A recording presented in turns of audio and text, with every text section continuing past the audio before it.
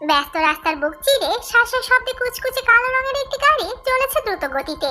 একের পর এক চলন্ত গাড়িকে ওভারটেক করে চলেছে গাড়িটি, যেন ভীষণ তারা সবাইকে টপকে এগিয়ে যাবে যাক। তবে এভাবে কেন? অ্যাক্সিডেন্টের ভয় ডর নেই নাকি গাড়ির মালিকের? তাছাড়া সিগন্যাল ভঙ্গ করার দায় ট্রাফিককে ঠুকে দিলে রাস্তা পথে এসেও তো মাথায় রাখতে হয় নাকি? বলা বাহুল্য, নিজের জানের কথা স্মরণ করবে না? করলে অবশ্যই এভাবে মৃত্যু হাতে নিয়ে গাড়ি টানতো না। মোদ্দা কথা, এসব কথা ভাবার একদমই সময় নেই গাড়ির মালিকের, কারণ সে আছে আপন ভাবনায়, আপন চিন্তায়। তার লক্ষ্য তাকে প্রাণপণে ছুটতে হবে, পৌঁছাতে হবে নিজের গন্তব্যে। এভাবে চলতে চলতে গাড়িটা হারিয়ে পেরিয়ে কিছু দূর গিয়ে থামলো জননী নামের পেট্রোল পাম্পের সামনে। গাড়ির জানালা বন্ধ, জানালাতেও কালো কাচ বিধায় দেখা যাচ্ছে না ভিতরে কোনো কিছু। গাড়িতে পেট্রোল ভরতে সাহায্য করা ছেলেটা জানালার কাছে 2 টাকা দিলেও সারা শব্দ করলো না কেউ। অবস্থা বিড়বিড় করতে করতে চলে গেল ছেলেটি। খিকি উঠে বলে গেল পেট্রোল না নিলে জায়গা ফাঁকা করতে, নয়তো দেখা যাবে ভিড় লেগে যাবে। ছেলেটার কথা শুনে গাড়ির হর্ন বাজলো 2 বার। এরপর পরই সেই গাড়িটির পাশে আরেকটি কালো গাড়ি এসে দাঁড়ালো। গাড়ির নাম্বার, কালার, ডিজাইন একই রকম, বোঝার উপায় নেই আলাদা করার। গাড়ির একই ডিজাইন হতে পারে, কিন্তু নাম্বার, ব্যাপারটা অদ্ভুত না? তবে কেউ সেটা খেয়াল করলো না। পাম্পে এলেও কেউ পেট্রোল এলো না, নিচেও নামলো না, বরং কিছুক্ষণ পর সেভাবে থেকে একসাথে সামনের রাস্তায় উঠে পাশাপাশি পথ চলতে শুরু করলো। তাদের একসাথে দেখে এবার পিছনে থাকে একটি গাড়িতে বসা ছেলেগুলোর মধ্যে একটি ছেলে খেকে উঠলো, ছুড়ল বাংলা গাড়ি, কারণ তারা সাবধানতা অবলম্বন করে জাঙ্কুকে ফলো করছিল এতক্ষণ ধরে। এখন গাড়ি একই রকম বিধায় গুলিয়ে ফেলেছে, তবুও থামলো না। গাড়ি দুটোকে আগের মতো ফলো করতে লাগলো। হঠাৎ আরেকটি গাড়ি আসায় কেমন খটকা লাগলো তাদের। এমন তো হওয়ার কথা না। তার ছেলেটি ফোন দিল তার মালিককে, মালিক ফোন ধরলো না, ধরলো তার সহকারী। তখন ছেলেটি বলল, স্যার, একখান ঝামেলা বাইটা গেছে, সব ঠিকঠাকই আসছিল, কিন্তু হঠাৎ আরেকখান গাড়ি হান্দায় পড়ছে। এখন বুঝতেছি না কোনটা জাঙ্কু কোনটা আরেকটা কেড়াই জানি। দুটোকেই ফলো করো। করতাছি স্যার, আমগো সামনে 2টা গাড়ি ফুল স্পিডে যাইতাছে। যেদিকে যাচ্ছে তোমরাও যাও। জাঙ্কুকের গাড়ি কখন কোথায় যাচ্ছে সব আপডেট জানাবে আমাকে। যে স্যার, সুগাকেও ফলো করতে বলেছিলাম, লোক লাগিয়েছো? স্যার, চাপ নিয়েন না, হেরা 2 ভাই আমাকে নজরবন্দি। চাপ এমনি এমনি নিচ্ছি না, যার কাজ করছো তার নাম মনে রেখো। সে কাউকে কাজে লাগানোর আগে সে ব্যক্তির কলিজা নিজের কাছে জিম্মি রাখে, যাতে বেঈমানি করলে কেটে টুকরো টুকরো করতে পারে। আর সেই ব্যক্তি অন্য কেউ না, কিম সেওন হো। মনে আছে স্যার? গুড। আবারও বলছি, জাঙ্কুক চট্টগ্রামের রাস্তা ধরলে সাথে সাথে ইনফর্ম করবে। ওকে দক্ষিণে চা বাগানের আশেপাশে আসতে দেওয়া যাবে না। যে স্যার। এ কথা বলে ছেলেটি কল কেটে তাকালো সামনের গাড়ি দুটোর দিকে। হ্যাঁ, সমান তালে এখনো ছোটে চলেছে গাড়ি দুটো। তারাও কোনো দিকে না তাকে ছুটলো পিছু পিছু। হঠাৎ গাড়ি দুটো দুদিকের পথ ধরলো। এবার ছেলেগুলো ঘাবড়ে গেল, কারণ তারা কেউ জানে না জাঙ্কুক কোন গাড়িতে আছে। জানলেও গুলিয়ে ফেলেছে একই রঙের গাড়িও নাম্বার হয়। জানে না বিধায় কোন গাড়ির পিছনে ছুটবে বুঝে উঠতে পারলো না। তারা উপায় না পেয়ে পুনরায় সিওনহোর নাম্বারে কল দিল, কিন্তু কেউ কল রিসিভ করলো না। কয়েকবার কল দিতে দিতে কলটা বেজে বেজে কেটে গেল। অতঃপর নিজেরা আলোচনা করে ডান দিকের পথ ধরা গাড়িটার পিছনে গেল, কিন্তু নজরে পড়লো না দেখে গাড়ির স্পিড বাড়িয়ে সামনে এগোতে দেখে গাড়ি দুটো ঠিক পূর্বের মতো পাশাপাশি দাঁড়িয়ে আছে। এবার তাদের মাথায় এলোমেলো হওয়ার অবস্থা। মানে কি সবে 2 রাস্তায় গিয়েও আবার একসাথে হলো কিভাবে? জীবন পুত্ররা মাইন্ড গেম খেলছে, বুঝতে বাকি হলো না তাদের। চলন্ত গাড়িতে বসেই অকথ্য ভাষায় গাড়ি দিতে দিতে ছুটতে লাগলো গাড়ি দুটোর পেছনে। এদিকে 3টে গাড়ি যখন শাসা করে চলে গেল, জাঙ্কুক তখন ধীরে ধীরে বেরিয়ে এলো রাস্তার পাশে ঘুটঘুটে অন্ধকারে ভরা জঙ্গল থেকে। রাস্তায় উঠে তাকালো ডানে বামে, আশেপাশে কারো চিহ্ন নেই, নির্জন চারিপাশ। সে 1 পা 2 পা করে এগোতে ঠিক তার সামনে এসে ব্রেক কষলো সাদা রঙের 4 চাকার একটি গাড়ি। সেকেন্ডের মধ্যে খুলে গেল গাড়ির অপর পাশের দরজা। জাঙ্কুক আর কোনো দিকে না তাকিয়ে গাড়িতে উঠে বসতে গাড়িটা বিপরীত পথ ধরে ছুটতে শুরু করলো। গাড়ি ড্রাইভিং সিটে বসা ইউনো একবার তাকালো জাঙ্কুকের মুখের দিকে। জাঙ্কুক সিটে হেলানে চোখ বন্ধ করে অনড় হয়ে বসে আছে। তাকে দেখে বোঝার উপায় নেই তার ভিতরকার হালচাল। সে মাঝে মধ্যে ভেবে পায় না একটা ছেলে এতটা অনুভূতিহীন কিভাবে হতে পারে। সেও তো ছেলে, কিন্তু মাঝে মধ্যে সেও হাল ছেড়ে দেয়। সৌভাগ্য গুণে কটা বন্ধু পেয়েছে, কষ্ট পেলে ভিতরকার হাহাকার উপড়ে দেয় তাদের সামনে। অথচ জাঙ্কুক এমনই, তার পরিবর্তন নেই। স্বভাব আগে যেমন ছিল এখনই একই রকম। আচ্ছা, জাঙ্কুক কখনোই কি তার স্বভাবের বাইরে বের হতে পারবে না? কখনোই কি ভালো লাগা মন্দ লাগা মুখ ফুটে কাউকে বলতে পারবে না? তিনি খোঁজ। এখন কি জাঙ্কুকের উচিত না পাগলের মতো করা, অথবা একটু কাঁদা? চুপি চুপি তো কাঁদতে পারে, কিন্তু কাঁদছে না। কাঁদছে না নাকি কাঁদতে পারছে না সে? এই না পারাটা কি তার জীবনে ব্যর্থতা নয়? বন্ধুর মনের অবস্থা বুঝো। মনে হলে এখন কথা বলা উচিত। কথা বললে কিংবা মনোযোগ সরালে মানুষ বিপদের মাঝে সমাধান দ্রুত খুঁজতে পারে। এই জন্য সে বলল, জিপিএস অন দেখাচ্ছে না? কোথায় দেখাচ্ছে? চট্টগ্রামের চা বাগানের আশেপাশে। তুই কি জানে ও রিংয়ে জিপিএস সিস্টেম করা? না। তুই দিয়েছিস রিংটা, এই জন্য তোর ব্যাঙাচি আঙ্গুল থেকে খুলবেই না। মিলিয়ে নিস, রিংটা না খুলে খুঁজে পেতেও সময় লাগবে না। জাঙ্কুক আর কোনো কথা জবাব দিল না। সিটাকে এলিয়ে দিয়ে তাকিয়ে রইল আকাশ পানে। আকাশের বুকে তারা আছে, চাঁদ আছে। আকাশের কত গর্ব, কত সুখ, তাই না? তার তো চাঁদও নেই, তারাও নেই, যে আছে সে আপাতত নিখোঁজ। আচ্ছা, দেখি তাকে ডাকছে, খুঁজছে। আগে ভয় পেলে তো কেঁদে কেটে একাকার করতো, এখনো কি খুব ভয় পাচ্ছে? রাতে ভূত টুতের ভয় দেখালে আদরে বিড়াল ছানার মতো ভয়তে চোখে এদিক ওদিক তাকে গা ঘেঁষে দাঁড়াতো। যদিও এখন সাহসটা বেড়েছে, এখন ভয় দেখালে সোজা তার বুকে এসে হামলা করে। বুকে মুখ লুকিয়ে উল্টে তাকিয়ে বলে, ভূত টুত আবার কি? ভূতনির ভূত থাকলে আমার একটা বিশুদ্ধ পুরুষ আছে। আর খাবো খাবো লোক নিয়ে তাকাবেন না, ভয় পাচ্ছি না মোটেও। আর আমরা না লুকোচুরি প্রেম করছি, প্রেম করলে গপকে কেউ মারে বকে, শুধু শুধু এত ধমকায়। জানেন তো জাঙ্কুক ভাই, আপনি হচ্ছে পৃথিবীর সব থেকে বেরসিক প্রেমিক। এই কথা অবশ্য মানে, কারণ সে অন্যান্য দায়িত্বের বোঝা নিখুঁত ভাবে পালন করলেও কখনো বোধহয় প্রেমিক হতে পারবে না। কারণ প্রেমিক হতে গেলে সময় অসময় গপের প্রশংসা করতে হয়, ভালোবাসি বলতে হয় একাধিকবার, অন্যায় হলেও নাই বলে গফের মন রক্ষা করতে হয়। এসব তার দ্বারা হবে না। সবচেয়ে বড় কথা, সে কখনো কারো মন রক্ষা করে চলতে পারে না। মনে এক কথা চেপে রেখে মুখে অন্য কথার বুড়ি আওড়াতে পারে না।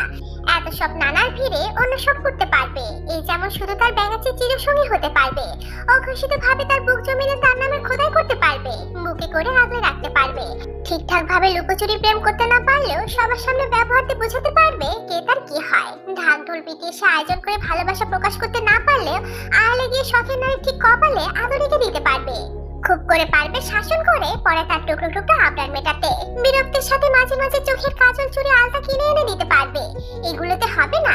এগুলো কি ভালোবাসার অংশ না? তার ব্যাঙাচিকে এসবে খুশি হয়ে সুখী থাকতে পারবে না? সুখী হতে আর কি কি লাগে? টাকা? টাকা দিয়ে এক মুঠো সুখ, ভালোবাসা, বিশ্বাস কেনা যায়? গেলে কোন বাজারে যায়?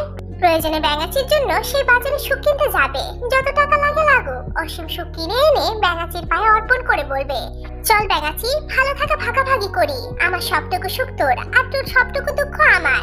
তুই সুখে ভাসবি আর আমি বুকে দুঃখ নিয়েও তোর হাসিতে তাল মেলাবো, তোর সঙ্গে সঙ্গী হব। বিনিময়ে আমার থাকিস আর তোর মনে একটুখানি ঠাঁই দিস। আচ্ছা, এসব কি আদৌ বলতে পারবে? সময় কি সেই সুযোগ দেবে? এসব ভাবতে ভাবতে জাঙ্কুকের মনে হলো বুকের ভিতরে চিনচিনে ব্যথাটা সর্বাঙ্গে ছড়িয়ে যাচ্ছে। উফ, অসহনীয় ব্যথা। সময় যেন কাটছে না। সে কখন পৌঁছাবে সেখানে? কখন দেখবে সুস্থ অবস্থায় তার ব্যাঙাচিকে? সে সুস্থ থাকবে তো? খারাপ কিছু ঘটার আগে সে সেখানে পৌঁছাতে পারবে তো? তার বুকা ফুলটাকে কলঙ্কের কলিমা থেকে মুক্ত করতে পারবে তো? যদিও না পারে, সময় যে এখন উল্টো পথে হাঁটছে, বারবার কি ভাগ্য তার সঙ্গে দেবে? কয়েক মিনিটের মধ্যে তাদের গাড়ি থেকে কয়েক হাত দূরে ফাঁকা স্থানে একটা প্রাইভেট জেট এসে থামলো। যেতে লিজং সুক বাসা। এটা লিজং সুকেরই আপন চাচা জেট। যখন প্রয়োজন হয় কাজে লাগায়। আর এখন বন্ধুর বিপদে এগিয়ে আসবে না, তা কি হয় নাকি? লিজং সুক জাঙ্কুককে দ্রুত আসতে বললে জাঙ্কুক ইউনোর দিকে তাকালে ইউনো তাকে জড়িয়ে ধরলো।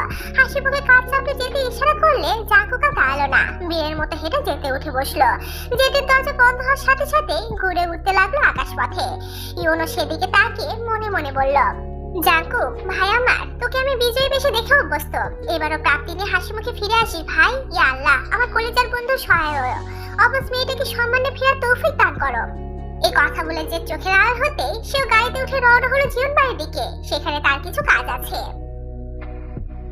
এদিকে গাড়ি দুটো চলতি পথে হঠাৎ থেমে গেছে। না সামনে এগোচ্ছে না পিছনে যাচ্ছে, একদমই স্থির। গাড়ির ভিতরে লাইট অফ থাকায় বোঝা যাচ্ছে না ভিতরে কে বা কারা আছে। এখানে থামলো কেন বোঝা যাচ্ছে না। পিছনে থাকা গাড়িটা ফলো করতে করতে এসে থেমেছে তাদের থেকে কিছুটা দূরে। চারিদিকে ঘুটঘুটে অন্ধকার হলো, চাঁদের আলো সবটা পরিষ্কার। কানে বিচ্ছে ঝিঝি পোকা চিচি ডাক। এসব কিছুকে ছাপে হঠাৎ গাড়ির ভিতর থেকে লাউড স্পিকারে গান বেজে উঠলো। এর পরপরই দুটো গাড়ি থেকে দুটো ছেলে নেমে গানের তালে তাল মিলিয়ে উড়ে ধরে নাচতে শুরু করলো। কোনো দিকে তাকানোর নামগন্ধ নেই তাদের। এক মনে নাচতে আছে। কেন নাচছে, কি কারণে নাচছে কে জানে। এদিকে তাদের নাচতে দেখে পিছনের গাড়িতে থাকা ছেলেগুলো হতবাক। তাদের মধ্যে একজন ছেলে আরেকজনকে ঘুরিয়ে বলল, কিরে ভাই, হেরা নাচে কেন? ও বন্যা বোন কিডন্যাপ হয়েছে? বুইন্টুন রাখ শালা, ওরা কারা? আগে এদি দেখ। ভাই, এদি তো সুগা। সুগা? হেরেনা পাকসুন নজরে রাখছে। তুই হে এখানে কেন? কে জানি, আপনি যেখানে আমিও তো সেখানে। তাহলে আমি কমু কেমনে? এই কথা শুনে আরেকজন আটকে উঠে বলল, ভাই এখানে তো সুগার জ্যাকসন। তাহলে জাঙ্কুক কই? বস না কইছে জাঙ্কুককে নজরে রাখতে? আমরা এতক্ষণ হে করে নজরে রাখছিলাম। এবার গাড়িতে থাকা প্রত্যেকের হুঁশ ফিরল। তারা গাড়ি থেকে দ্রুত নেমে কাছে গিয়ে দেখলো সত্যি সত্যি সুগার জ্যাকসন। এদিকে দুজনে সমান তালে নাচতে আছে। এতগুলো ছেলেকে দেখে সুগার নাচতে নাচতে বলল, এই কেরে তোরা? ডাকাত ডাকাত নাকি? আমার আবার ডাকাতের সাথে নাচের খুব শখ। যাক, আজ তাহলে সবটা পূরণ হয়ে যাবে। ভাই আপনারা নাচতেছেন কেন? আরে ভাই আর বলিস না, হঠাৎ করে কোমরের রোগ চড়াত করে উঠলো। তারপর আর সোজা হতেও পারছি না, চিৎকার তো হতে পারছি না। কি মুশকিল ভাবতো। পরে আমার ভাই বললো নাচানাচি করলে নাকি ঠিক হয়ে যাবে, তাই নাচতেছি। একা একা নাচতে কি আর ভালো লাগে, তাই ছোট ভাইকে সঙ্গে নিয়ে নাচতেছি। তোরা যখন এসে গেছিস তোরাও জয়েন কর। প্যারা নাই, এমনি এমনি নাচবো না, আগে নেচে নে, তারপরে একসাথে গাছে টানবো নে। সুগার কথা শুনে ছেলেগুলো চোখ মুখ কুচকে পিছিয়ে গেল। তারপর দৌড়ে গাড়িতে উঠে চলে গেল জাঙ্কুকে খুঁজতে। কারণ জাঙ্কুক যদি চট্টগ্রামে পৌঁছেও যায় তাহলে তাদেরও বেঁচে থাকার ম্যাচ শেষ। কারণ সিওনও পই পই করে বলে দিয়েছিল কড়া নজরদারি করতে, কিন্তু কোন ফাঁকে জাঙ্কুক বেরিয়ে গেছে বুঝে উঠতে পারেনি তারা। সুগার জ্যাকসনকে দেখে এখন স্বাভাবিক মনে হচ্ছে না। তাদের হেলে দুলে নাচে দেখে মনে হচ্ছে নেশা করেছে। এখন এই নেশাখোরদের সঙ্গে মাতলামি করে সময় কাটানোর মানেই হয় না। অথচ তারা যদি একবার ঘুরে তাকাতো তাহলে দেখতে পেত কিভাবে সুগার জ্যাকসন ক্ষিপ্ত দৃষ্টিতে তাকিয়ে আছে তাদের দিকে। ওদের দিকে তাকিয়ে থাকতে থাকতে সুগার ফোনে কল এলো। দ্রুত কলটা রিসিভ করতে শুনতে পেল মিসেস জিনের কান্নারত স্বর। আয়ের বলা সব কথা সুগারকে জানালো মিসেস জি। সব শুনে সুগা বলল, থাক, মরা মানুষের নামে খুব খুশি রেখো না আম্মু, বাদ দাও সব। ছেলের কথা শুনে মিসেস জি প্রচন্ড অবাক হলেন। বিস্ময় ভরা কণ্ঠে বললেন, মরা মানুষ মানে কার কথা বলছি বুঝিসনি বাবা? আমি জেহব, ওই জেহবের কথা বলছি। আমিও। জেহব মারা গেছে কবে? ওই যেদিন ওর জমদু তোর পাপ কর্ম সম্পর্কে জেনেছে।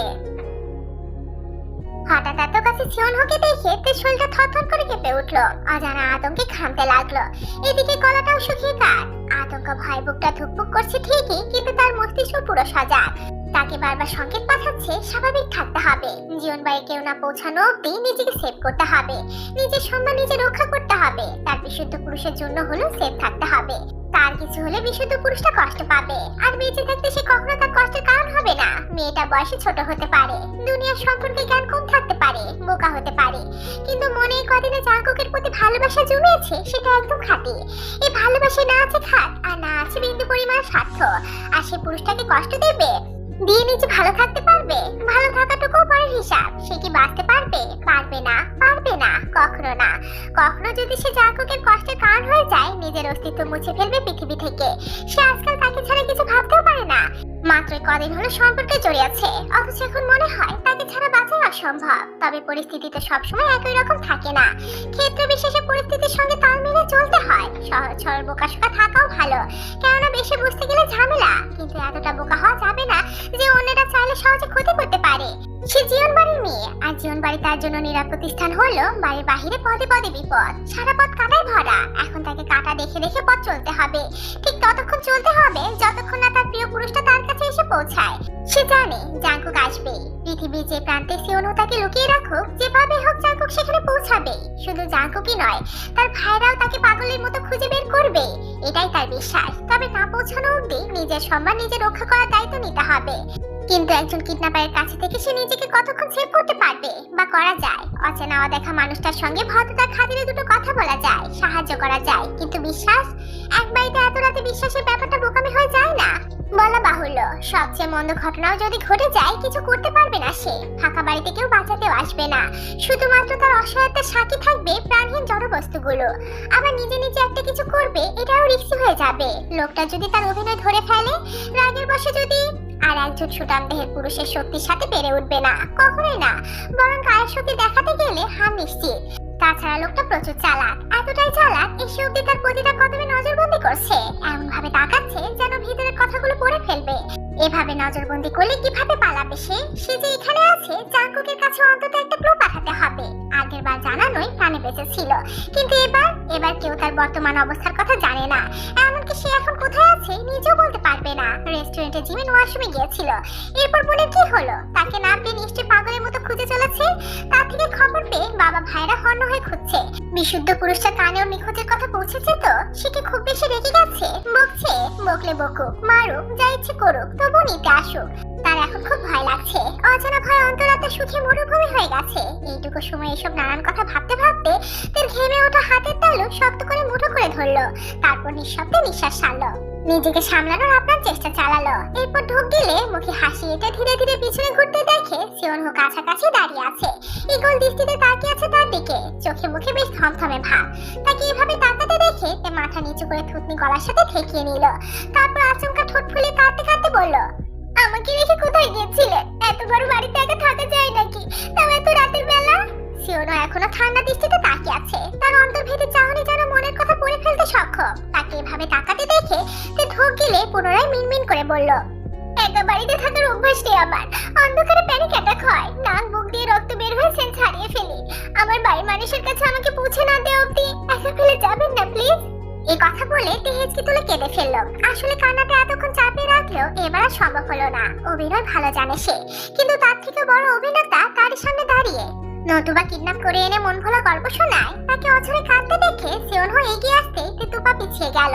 তাতে সিওনহোর রাগ হলো, ইচ্ছে করলো একটা থাপড় বসিয়ে দিতে, কিন্তু এটা করলে এই মেয়েকে এখানে রাখা মুশকিল হয়ে যাবে। তাই থমথমে সুরে সে বলল, তোমার কেন মনে হলো আমি কোথাও গিয়েছিলাম? তার মানে আমাকে সারা বাড়ি খুঁজেছো? পাওনি? না। কোথায় কোথায় খুঁজেছো? বেডরুম, ওয়াশরুম, রান্নাঘর আর ড্রয়িং রুম। কিন্তু আমার কেন জানি মনে হচ্ছে তুমি আমাকে নয়, খুঁজেছো তোমার পালানোর পথ। পালানোর পথ? কি আশ্চর্য, পালাবো কেন? এত রাতে পালে কোথায় যাব? তাছাড়া আপনি কি আমাকে কিডন্যাপ করেছেন যে এই মাঝরাতে পালাবো? মিথ্যা কি রেগুলার বলো নাকি মাঝে মাঝে? সুযোগ বুঝে বলি। ভেরি গুড, আমিও। সিওনোর এই কথা বলতে তে সিওনো হাতে সজোরে চিমটি কাটলো। এত জোর চিমটি দিয়েছে জায়গাটা সাথে সাথে লাল হয়ে গিয়েছে। তাকে হঠাৎ চিমটি দিতে দেখে ভ্রু কুঁচকালে তে আমতা আমতা করে বলল, আপনার সঙ্গে আমার কত মিল, তাই চিমটিটা দিলাম। লেগেছে খুব? আচ্ছা সরি। পাকনামি সাইডে রেখে এবার খেতে চলো। আপনার ফোনটা দিন, বাবাকে কল করে আসতে বলি। বাবা আসতে আসতে আমার খাওয়া দাওয়া হয়ে যাবে। আমার কাছে কোনো ফোন নেই, বললাম না ডাকাতটা নিয়ে গেছে। ও তাই তো, তা আশেপাশে দোকানপাট নেই, কল করা যাবে না? না, এখন মধ্যরাত, আশেপাশের দোকানপাট বন্ধ। কাল সকালে আমি নিজে তোমার বাসায় দিয়ে আসবো। এখন এসো, খাবে, খেয়ে ঘুমাবে। কোথায় ঘুমাবো? আমার বেডরুমে। কিন্তু জাঙ্কুক ভাই ছাড়া অন্য কারো বেডরুমে আমার ঘুম আসে না যে। তুমি জাঙ্কুকের রুমে ঘুমাতে? একসাথে, এক বেডে? না, একসাথে না তো। আসলে জাঙ্কুক ভাই রুমটা খুব সুন্দর। যখন জাঙ্কুক ভাই বাড়ি থাকে না তখন আমি ওই রুমে ঘুমাই। কি যে শান্তি লাগে। ও আইসি, তাহলে অন্য কারো বেডরুমে যখন তোমার ঘুম আসেই না, তাহলে এক কাজ করো, আমার কোলে বসে বুকে মাথা রেখে ঘুমিও, ওকে? কেন, আমি কি আপনার বেবি নাকি যে আমাকে কোলে বুকে ঝাপটে ধরে ঘুম পাড়াবেন? তাছাড়া আমার এত হ্যান্ডসাম বাবা চাই না, মানুষ মন্দ কথা বলবে। এই কথা শুনে সিওনো চল শক্ত করে তাকিয়ে রইল। ননসেন্স মেয়েটা বলে কি? আর বেবি কি পুরুষ মানুষ বুকে জড়িয়ে ঘুম পাড়ায়? বউকে পাড়ায় না? নিজের মুখে স্বীকার করছে সে হ্যান্ডসাম, আবার বলে কিনা সে নাকি হ্যান্ডসাম বাবা চায় না। উদাহরণ দেওয়ার জন্য পৃথিবীতে আর কোনো ডাক ছিল না, শেষে কিনা বাবা। মোদ্দা কথা, তার নিজের কাছে নিজের ধৈর্য শক্তি দেখে অবাক হচ্ছে। কবে এত ধৈর্য হলো তার? কবেই বা মেয়ে মানুষের প্যান্ট প্যানানি শুনেও নিজেকে শান্ত রাখা শিখলো। আর তের জায়গায় অন্য কেউ থাকলে হাল বেহাল করতে এতক্ষণে। কিন্তু কেন জানি এই মেয়েটার খুব কাছে ঘেঁষতে পারছে না, জোর জবরদস্তি করতে মন ছাই দিচ্ছে না। পুতুলের মতো আদরের মুখটার দিকে তাকালে অন্যরকম কিছু অনুভব করছে। হাত নাড়িয়ে তার অনবরত কথা বলা, খিলখিল করে হাসা, দুষ্টুমি দেখে বুকের ভিতরটা শীতলতায় শীতল হয়ে যাচ্ছে। এতদিন কত নারী কত দেহে স্বাদ নিয়েছে ধারণারও বাহিরে। তাদের প্রতি কখনো মায়া হয়নি, কাউকে এত আদরে লাগেনি। বরং আগে সুন্দরী মেয়ে পেলে দৈহিক কামনার দোহাই দিয়ে যন্ত্রণায় কাতর করে তুলেছে। তার সংস্পর্শে যখনই যে এসেছে শারীরিক যন্ত্রণা সেই কুকড়ে উঠেছে, ভয় পেয়েছে, বাঁচার জন্য কত আকুতি মিনতি করেছে। এমনকি জীবন বাড়ির মেজকন্যা জিমিন অর্থাৎ অগ্নিকন্যার ব্যাপারটাও এখন বড্ড ফিকে লাগছে। সামনাসামনি দেখেও নজর যাচ্ছিল তের দিকে, অনুধাবন করছে তার কাছে তের ব্যাপারটা সম্পূর্ণ আলাদা। গতকালই বুঝেছে অগ্নিকন্যা তার কাছে কেবল মাত্রই মোহ, আর মোহর পিছনে দৌড়ে সময় নষ্ট করার মানেই হয় না। এতদিন মোহকে মায়া ভেবে একই চাপ চপে গেছে, কিন্তু আর না। সে বুঝে গেছে তার অবুঝ মনের কথা, অনুভূতির কথা, উপলব্ধির কথা। কিন্তু সে তো ভালোবাসার রুলস জানে না, কোন নিয়মে ভালোবাসতে হয় তাও জানে না। শুধু জানে এই পিচ্চি মেয়েটার সঙ্গ তার ভালোই লাগছে। তার বোকা বোকা কথায় খুব হাসতে ইচ্ছে করছে। পালাতে গিয়ে ধরা খেয়ে যখন কেঁদে ফেললো তখন কি যে মিষ্টি লাগছিল দেখতে। ইচ্ছে করছিল গাল দুটো টেনে দিয়ে জোর করে হলে একটু চুমু খেতে, কিন্তু সেসব করতে গেলে ভয় পেয়ে খাবে যেতে পারে। তাই সে থমথমে মুখে তাকিয়ে দেখছিল। কিন্তু তাকে তাকাতে দেখে তে ভাবলো সে আবার রেগে গেছে, তাই বলল, নুডলস খাওয়ার মুড চলে গেছে, এখন খাবো না কিছু, আমাকে একটু ঠান্ডা পানি দিন। আমার মা বোন বউ কেউ নেই। আমি জানি না কোনো মেয়ের সাথে কিভাবে মিষ্টি মিষ্টি করে কথা বলতে হয়, না খেতে চাইলে কিভাবে হাতে তুলে খাওয়াতে হয়, কিভাবে তাদের মন ভালো করতে হয়। মেয়েলি ব্যাপার বুঝতে আগ্রহী ছিলাম না কখনো, সেসব আবার পেশার সঙ্গে যায়ও না। শুরু থেকেই তোমার সাথে যথেষ্ট ভদ্রতা দেখাচ্ছি, নিজেও ভদ্র হয়ে আছি। তবে জানো তো বাবুই, ভদ্রতাকে সাইডে রাখলে আমি খুব রুড পারসন। এতটাই রুড যে তুমি নিতে পারবে না। তাই বলছি কথা বাড়িও না, খাবে এসো। এই কথা বলে সিওন ওদেরকে টেনে ডাইনিং টেবিলে নিয়ে গেল। মজার ব্যাপার হচ্ছে এত ডিশের মধ্যে নুডলস নেই, টেবিল ভর্তি সব ইটালিয়ান খাবার। সে ড্যাব ড্যাব করে তাকে প্লেট নিজের দিকে টেনে নিল। বুকের ভিতরটা ঢুকপুক ঢুকপুক করছে। আল্লাহ জানে খাবারে কোনো কিছু মেশানো টেশানো আছে কিনা। এবার খাবে না বললে যদি রেগে যায় বা কোনো সন্দেহ করে, সে ভয় ভয় মুখে খাবার দিয়ে চিবানোর আগে সিওনও বেশ নরম সুরে বলল, বাবুই, আমি মনের কথা চেপে রাখতে পারি না। এতক্ষণ মনের সঙ্গে যুদ্ধ করছিলাম ঠিকই, বাট পারলাম না। আসলে তোমাকে আমার ভীষণ ভালো লেগেছে। ভালো লাগার ধরন বিয়ে করে বউ করার মতো। প্লিজ আমার কাছে থেকে যাও। আমারও আপনাকে ভীষণ ভালো লেগেছে, বিশেষ করে ওই নীল চোখ দুটো। আমি সিঙ্গেল হলে টাস খেতাম। আপনি না বললে ওই চোখের মায়ে পড়ে আপনার গলায় ঝরে পড়তাম। কিছুদিন আগে এলে কিছু করা যেত, কিন্তু এখন তো আর সম্ভব না। কেন সম্ভব না? কারণ আমি বর্তমানে এক পুরুষে আসক্ত। আমার একটা বিশুদ্ধ পুরুষ আছে, তাকে আমি ভীষণ ভালোবাসি। আমার পুরো পৃথিবী একদিকে আর আমার ব্যক্তিগত পুরুষ আরেকদিকে। আমি ছোট মানুষ ভেবে ভাববেন না তাকে ছোট করে ভালোবাসি, মোটেও তা নয়। তাকে আমার পুরোটা দিয়ে ভালোবাসি। নিখোঁজ হয়ে যে আমি এখানে, আমার বিশুদ্ধ পুরুষের মনের অবস্থা আমি দূর থেকে অনুভব করতে পারছি। আমি এটাও জানি সে পাগলের মতো আমাকে খুঁজে বেড়াচ্ছে। সে আবার অন্য ধাঁচের পুরুষ কিনা। যদি জানে আপনার সঙ্গে হয়তো বকবক করেছি, তাতেও রেগে যাবে। আর যদি জানে টাস খেয়েছি, তবে আমাকে জ্যান্ত কবর দিবে। ভুলে যাও তাকে। আমি তোমাকে নতুন করে ভালোবাসতে শেখাবো। না, আপনি বরং অন্য মেয়েকে বেছে নিন। ঘটকালি না হয় আমি করব। এই কথা শুনে সিওনো ঠান্ডা দৃষ্টি ছিল তের দিকে। তে নির্বিকার ভাবে মুখে খাবার দিয়ে ধীরে ধীরে চিবাতে লাগলো। তখন সিওনো আবার বলল, আমার হয়ে থেকে যাও। এক পৃথিবীর সুখ এনে দিব তোমার কাছে। সুখে না থাকলে সুখে থাকার লোক করতাম, কিন্তু আমি তো সুখী। কি নেই আমার, কি নেই আমার? আমার সব আছে, সবাই আছে। তাহলে আপনার কাছে কেন থাকবো? তাহলে প্রমাণ হয়ে গেল পালাচ্ছিলে তুমি। কিন্তু কেন? কারণ আমি বুঝে গেছি আপনি আমাকে কিডন্যাপ করে এনেছেন।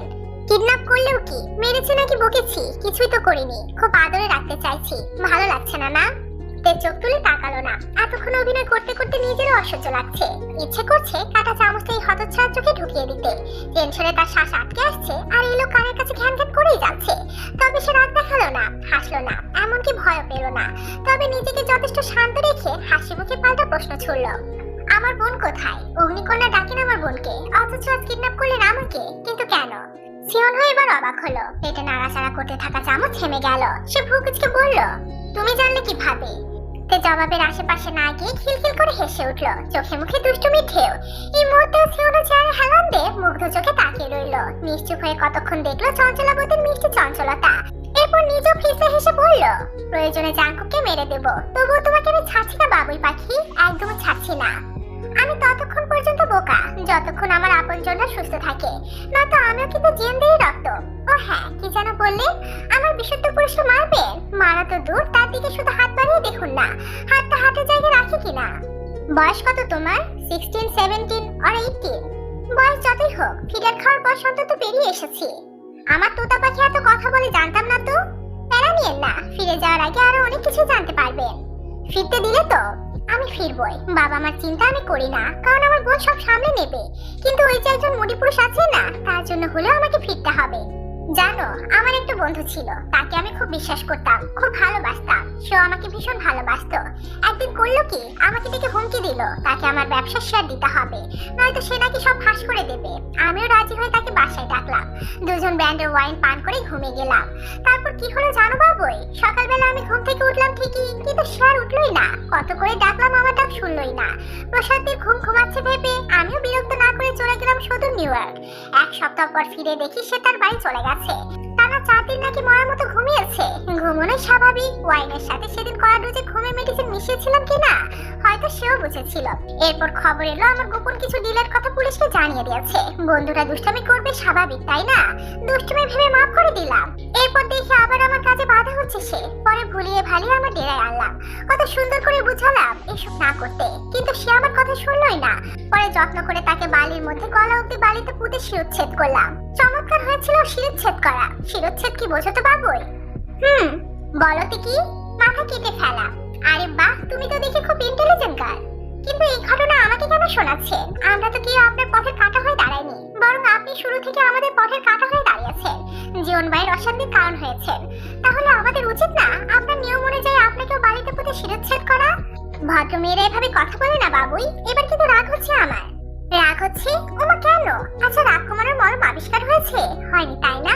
আপনি নাকি সায়েন্টিস্ট, একটা একটা আবিষ্কার করে ফেলুন না শামশের ভাই, সাধারণ জনগণের অনেক উপকার হবে। কিন্তু ধরেন কেউ রেগে গেল, হট করে তার বাড়ির লোক রাগের মলম তার কপালে লাগিয়ে দিল, ব্যাস রাগ চলে গেল।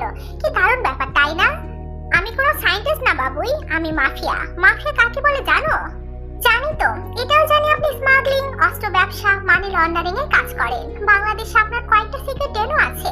আমার কেন জানি মনে হচ্ছে সেসব জায়গার মধ্যে একটা জায়গায় আমরা এখন আছি।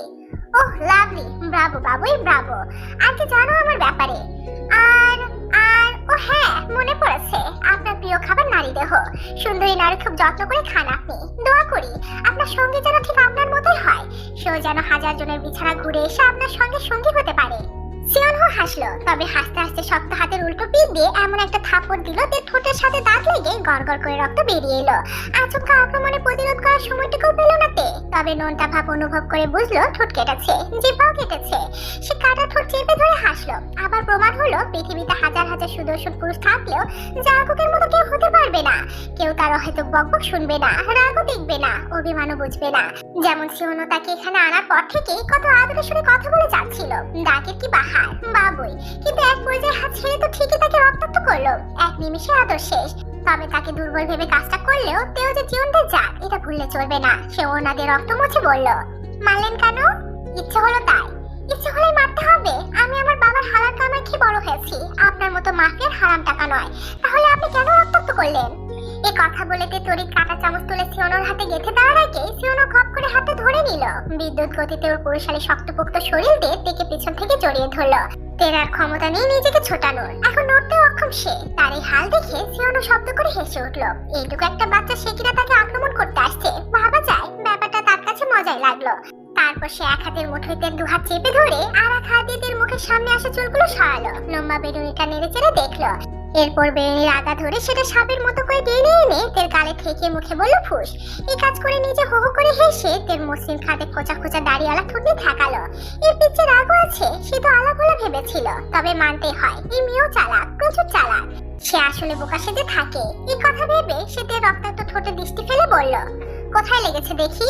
তে নিজেকে ছাড়ানো বিধার চেষ্টা করে রাগে হিসিয়ে জবাব দিল, ছাড়ুন। অসভ্যের মতো জড়াজড়ি না করে দূরে সরে ভদ্রভাবে কথা বলুন। অসহ্য লাগছে কিন্তু আমার, ছাড়তে বলেছি। অসভ্য মানুষ অসভ্যতামি করবে, এটাই তো স্বাভাবিক, তাই না? এ জবাব দিল না, ঘৃণার দৃষ্টি ছুড়ে অন্যদিকে তাকালো। রাগে সরে রিরি করছে তার। এত সুদর্শন হয়ে কি লাভ যদি পার্সোনালিটি জিরো লেভেল পার করে? তখন সিওনো তার রক্তাক্ত ফোলা ঠোঁটে এক দৃষ্টিতে তাকিয়ে বলল, রাগ করলে শোনা? আচ্ছা সরি, আর মারবো না। বাড়ি যাবে? চলো দিয়ে আসি।